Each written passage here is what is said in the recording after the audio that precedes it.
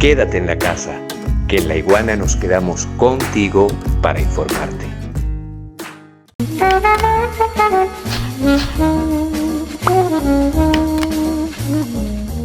Vamos a hacer también unos datos comparativos en los eventos electorales de Venezuela.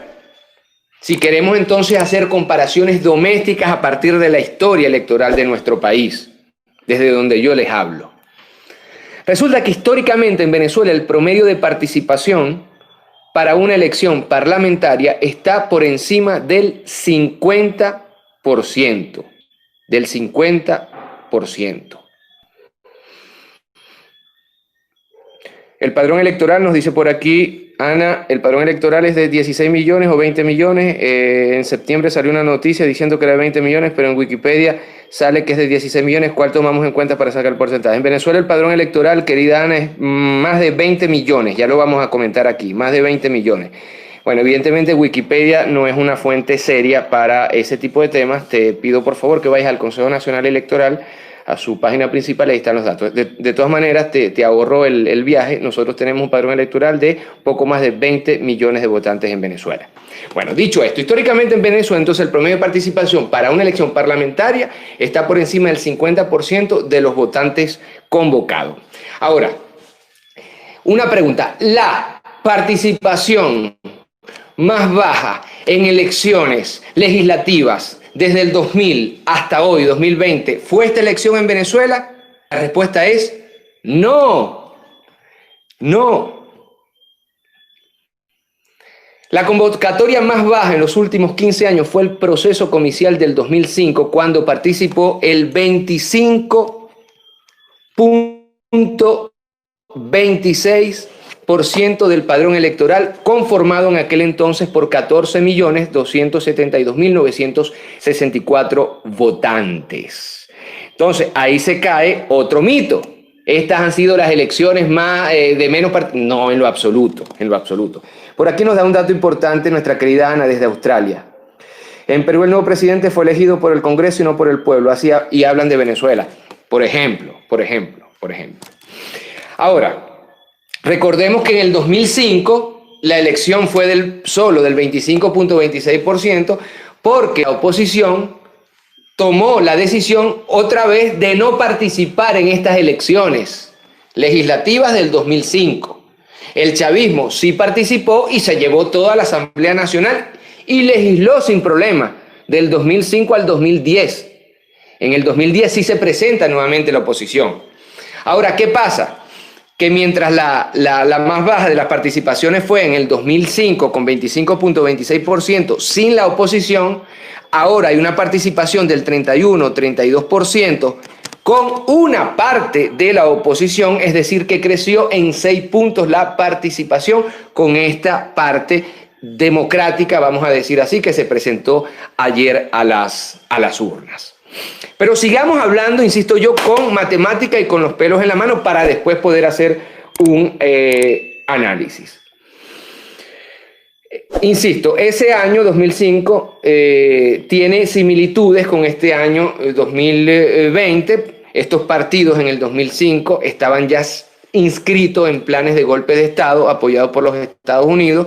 Recordemos que aquellos partidos que no se presentaron fueron Acción Democrática, COPEI, Primero Justicia, Proyecto Venezuela. Ellos decidieron retirarse de los comicios alegando lo que están alegando en estos momentos, que hay pocas garantías ofrecidas por el Consejo Nacional Electoral. Qué casualidad, en el 2005 supuestamente habían pocas garantías.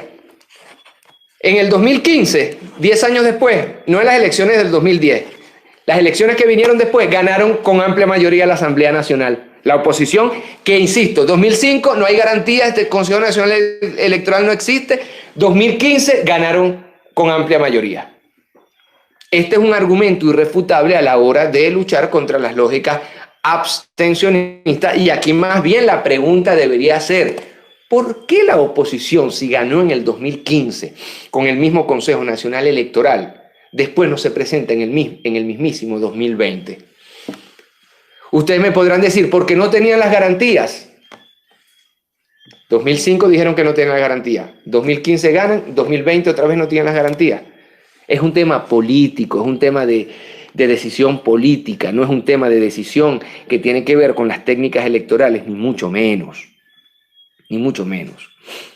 De hecho, en Venezuela, para seguir con los números, después de la participación de 2005, la participación subió, escuchen bien esto, a 65.59% en el 2010. Lo repito, después de la más baja participación legislativa en el 2005 con 25.26%, 5 años después, cuando sí se presenta la oposición, subió de 25 a 65.59 la participación, 40 puntos de participación. Esto en el 2010, con un padrón electoral conformado por 17.458.473 votantes, mientras que en 2015 escaló a un histórico para este tipo de elección con 73.62%. De 19.496.365 personas habilitadas para sufragar. Repito entonces la cifra. 2005, 25.26% de participación. 2010, 65.59% de participación. 2015, 73.62% de participación. Llegamos al 2020 y la oposición o parte de la oposición decide nuevamente no ir a elecciones y la participación cae nuevamente entre un 35, entre un 31 y 32%. Ustedes ven que los números comienzan a hablar solos. Ahora, antes de entender por qué tan baja participación en el 2020, el día de ayer, y ya lo vamos a explicar en detalle. Y lo digo sin plurito, es una baja participación para las elecciones, para el histórico de las elecciones venezolanas. Sí. Negar esto es una necedad. Decir que fue un triunfo de participación es una necedad. Por eso desde aquí yo critico muchísimo los triunfalismos.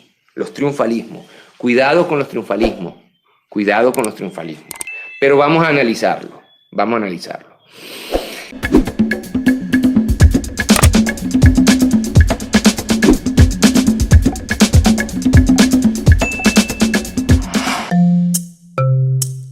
Laiguana.tv. La verdad hecha tendencia.